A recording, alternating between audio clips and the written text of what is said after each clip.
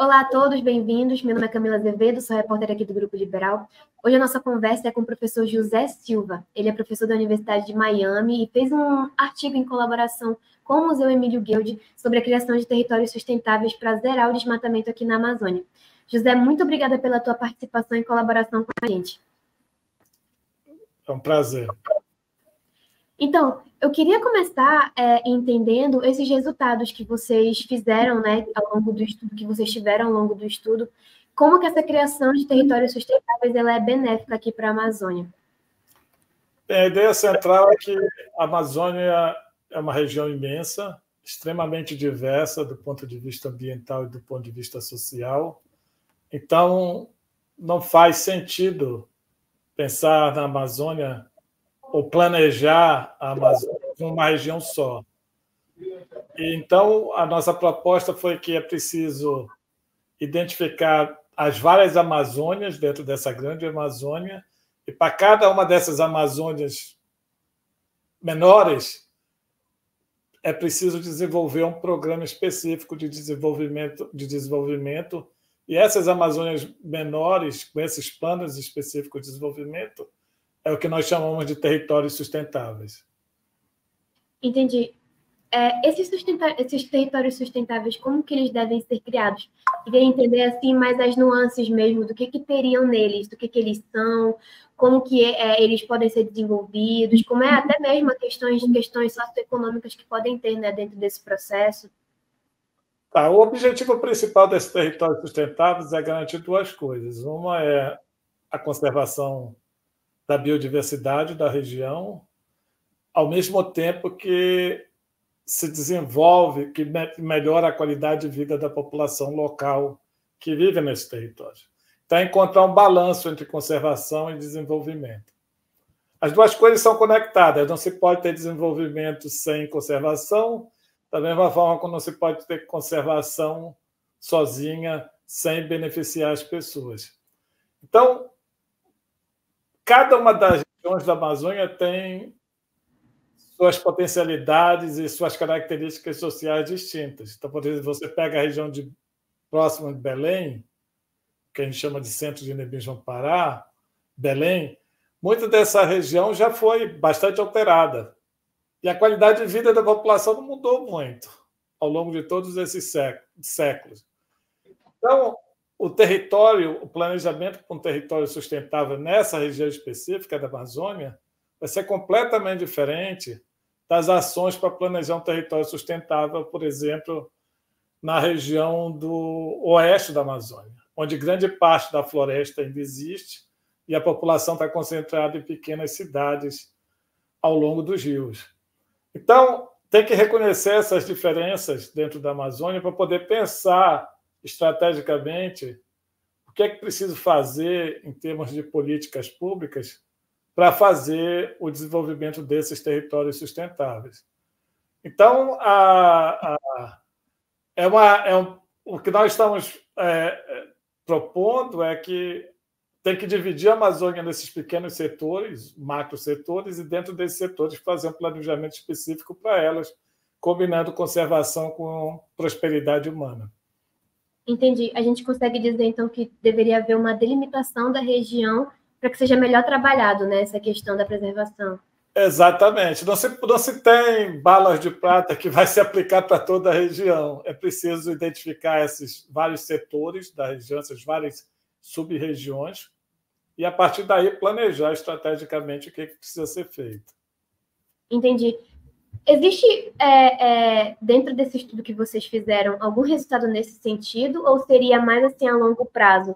Existe a sugestão, né, do que seria viável para zerar o desmatamento, que isso está no artigo, mas vocês fazem assim, por exemplo, sei lá, aqui para essa parte de Belém, o que seria específico para cá que deveria ser colocado em prática? Olha, de modo geral, para a região, nós fizemos uma proposta que inclui 5 estratégias que podem ser aplicadas para a região como um todo, mas a importância de cada uma dessas estratégias vai ser diferente entre esses diferentes territórios sustentáveis. Então, nós identificamos algumas coisas que são claras e que precisam ser feitas em todas as regiões. Primeiro, a gente tem que manejar adequadamente as áreas protegidas e as terras indígenas. As áreas protegidas a gente chama de unidades de conservação. Então, a gente precisa garantir a conservação da biodiversidade, a gente precisa manejar bem essas unidades de conservação e terras indígenas. Essa é a primeira coisa.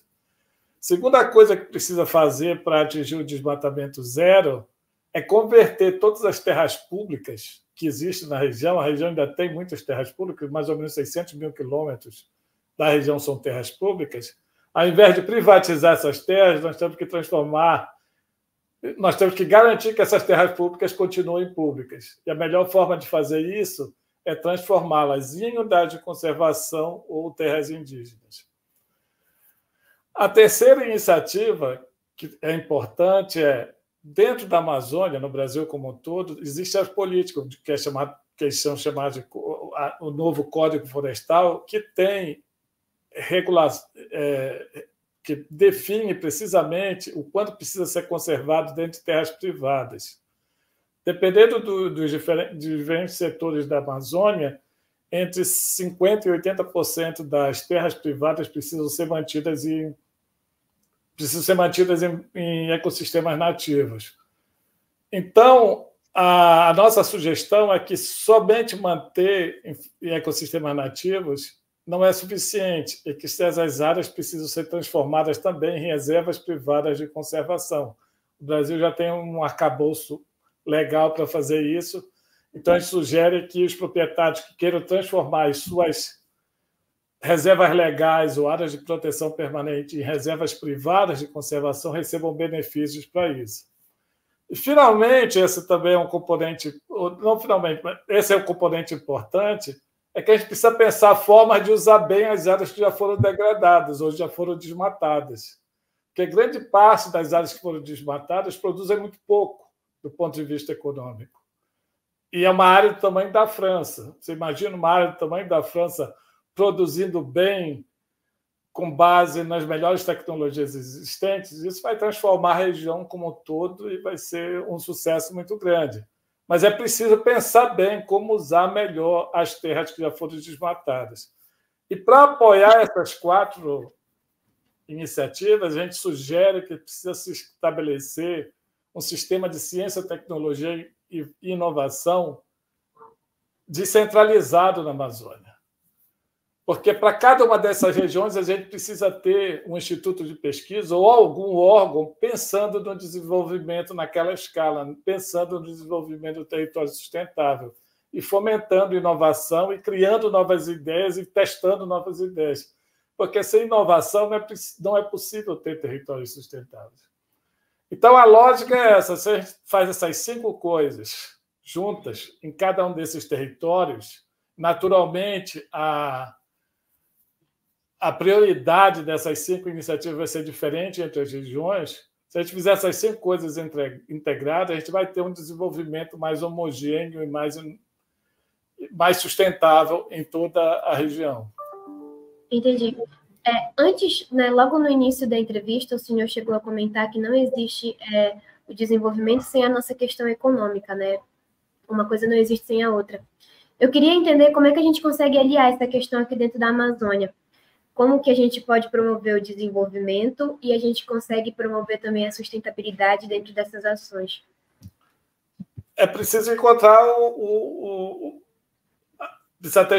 a chave é a inovação. Como o desenvolvimento econômico em qualquer lugar do mundo é baseado em inovação. Inovação significa o quê? Usar bem os recursos que nós temos, transformar esses recursos em produtos e serviços que têm alto valor agregado e que, com isso, vai gerar emprego e renda para a população local. Então, não adianta, por exemplo, desenvolver um produto só e vender esse produto só por um longo tempo. Isso não vai funcionar. A economia é bastante dinâmica. As pessoas estão desenvolvendo novos produtos e serviços, esses produtos são substituídos ao longo do tempo, o valor deles muda ao longo do tempo. Então, é preciso pensar na economia como uma coisa extremamente dinâmica e que precisa ter como base a inovação. Então, é isso que precisa fazer na Amazônia. Na Amazônia, a gente não inova muito. A gente tem produtos, a gente tem uma biotecnologia, biodiversidade enorme. A gente tem uma sociodiversidade enorme, mas a gente não é capaz de transformar todos esses recursos que nós temos em produtos de alto valor agregado e vender isso para o mundo. O que a gente tem hoje são coisas sempre tradicionais, é minério aqui, é madeira ali, é açaí aqui. Isso sozinho, ao longo do tempo, não vai ser capaz de sustentar uma economia forte para uma região do tamanho da Amazônia. É preciso inovar, é preciso permanentemente inovar. Essas atividades que nós temos hoje, elas podem ser básicas para construir uma economia do futuro. Elas podem ajudar a construir a economia do futuro, mas elas, por si só, não serão suficientes para garantir a sustentabilidade econômica da região a longo prazo. Então, por isso que nós temos que ter esse sistema integrado de ciência e tecnologia promovendo inovação em toda a região. Hoje, o sistema de ciência e tecnologia é concentrado em Belém, Manaus e algumas poucas cidades da região. Isso não é suficiente. Se você vê, por exemplo, nos Estados Unidos, a gente tem universidades em todas as cidades pequenas, em quase todos os estados norte-americanos, em pequenos lugares, e ali essas universidades atuam como centros de inovação e geração de conhecimento que, de alguma forma, ajudam a criar uma economia mais robusta em todo o país. É isso que está faltando capacidade de inovação e empreendedorismo. Entendi. Tem alguma coisa, assim, a respeito do seu artigo que a gente deve ter esquecido de falar e que o senhor considera relevante para ser incluso? Não, eu acho que uma das coisas que eu fiz, que eu trabalhei com a Ima, que é pesquisadora do Museu Guild, foi tentar estimar um dos componentes, criar esse sistema de unidade de conservação que é necessário para zerar o desmatamento e a degradação das florestas da Amazônia, porque isso é uma das coisas mais importantes que tem que ser atingidas o mais rápido possível. E nós fizemos um cálculo, estimamos que a Amazônia precisa receber cerca de entre 1,7 e 2,8 bilhões de dólares por ano só para manter as áreas protegidas, as unidades de conservação e as terras indígenas. Esse é o custo de manutenção dessas áreas. Isso equivale mais ou menos 12 bilhões de reais por ano. Como essa unidade... Milhões ou bi? Bilhões. Bi. Tá. Bilhões de dólares, ou bilhões de reais por ano. Se você imagina que esse recurso tem que ir diretamente para os municípios onde essas unidades de conservação e terras indígenas estão localizadas, isso vai ser uma transformação econômica por si só. Vai promover, vai multiplicar a economia de alguns municípios por 2 ou 3. Isso por si só investindo em conservação, com a ajuda do governo nacional, mas também de fundações internacionais e outros governos, só investindo em conservação na Amazônia já vai criar uma base econômica para os municípios da Amazônia que hoje estão relativamente afastados do desenvolvimento, já vai criar uma base suficiente para se pensar numa nova etapa de desenvolvimento regional. Mas esse investimento tem que ser feito o mais rápido possível. O que acontece? Se fala muito em conservação, mas se esquece que conservação custa dinheiro. Custa. Tem um custo associado a isso. E se a gente é sério em termos de preservar a Amazônia, a gente tem que investir maciçamente nessas unidades de conservação para que elas se transformem em lugares de desenvolvimento econômico também. Mas, para fazer isso, precisa investir, e o investimento é na ordem desses cerca de 10 bilhões de reais por ano inicial, esse é o investimento mínimo que é preciso ser feito. Se a gente não investir na escala adequada, a gente não vai atingir o desmatamento zero.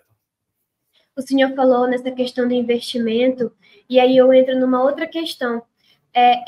Algumas outras pesquisas já apontam, né, os riscos de um ponto de não retorno da Amazônia, que ele pode chegar, algumas já falam, inclusive, que já chegou. Eu queria saber se dentro dessa pesquisa a implantação dos territórios sustentáveis foi delimitado um espaço de tempo para que eles sejam implantados para evitar mais danos e mais prejuízos, né, aqui para o bioma. Olha, os estudos mostram que a gente tem que frear o desmatamento hoje para poder atingir os 80% da floresta protegida. Esses nossos cálculos aí já contam 80% das florestas protegidas. Então, não tem a coisa mais importante a fazer hoje em dia é arrumar esses recursos o mais rápido possível e transferir esses recursos para o pessoal fazer o que tem que ser feito no campo, que é ajudar as populações indígenas a manter seus territórios, a implementar as unidades de conservação estaduais, federais nos lugares onde elas foram criadas e transformar todas as terras públicas em terras indígenas ou unidades de conservação. Esse dinheiro é suficiente para manter essas unidades e, ao longo do tempo, essas unidades vão evoluir e vão ser agentes de desenvolvimento. Elas vão atrair turistas, elas podem ser lugares de produção de madeira, elas podem ser lugares de base para novos produtos tecnológicos, elas vão ser lugares básicos para pesquisa de inovação a partir de produtos que a gente pode encontrar na floresta. Então, tem muita coisa a ser feita, mas tudo isso passa pelo investimento que é necessário ser feito na região agora. Porque o que se fala muito na Amazônia é tem que proteger, tem que proteger, tem que proteger. Mas sem dinheiro não se faz. A gente pode ter as melhores políticas do mundo, a gente pode ter os melhores discursos do mundo, a gente pode ter tudo, mas sem dinheiro na ponta, ajudando as pessoas a fazerem o que tem que ser feito, a gente não avança. Maravilha, José. Quero te agradecer pela participação aqui com a gente. Muito obrigada e as portas ficam abertas para novos estudos, o que vocês precisarem. Ok, muito obrigado, Camila. Obrigada. Ficamos por aqui.